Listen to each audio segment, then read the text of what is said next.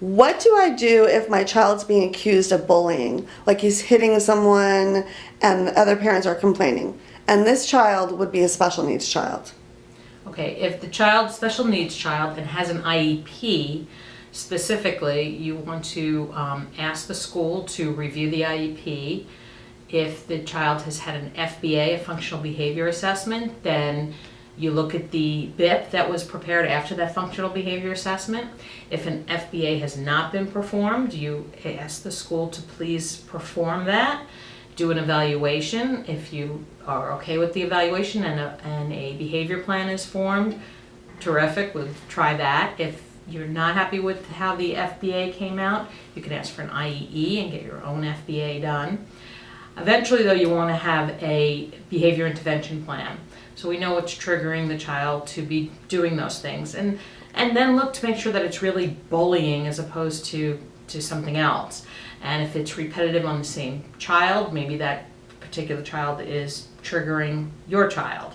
So you want to look into all of that and make sure that we find out what's triggering it and then try to prevent it. And especially if it's one particular or certain particular students. And under IDEA, that's also a FAPE issue, because if a student is unable to get along with others, then they're not being prepared for independent living, which is one of the things that has to happen under IDEA. And so is a parent liable for their child hurting another child if they have an IEP and a BIP? They certainly can be. Even though the parent has done what they could about it, there's nothing to prevent anyone from suing anybody.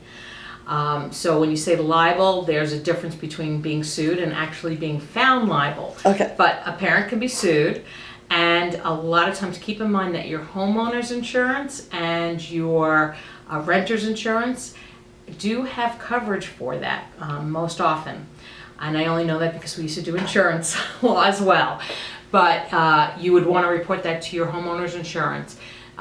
In Arizona, there's a cap up to $10,000 for parental negligence or parental supervision. And obviously, you're probably thinking, well, if my child's at school, how can I be negligent for what my child does? But there is a thought that if you're aware of it, of course, if you've reported it to the school and you've done what you've tried to do, then you probably will not be found liable ultimately, and but it still doesn't prevent them from first suing you.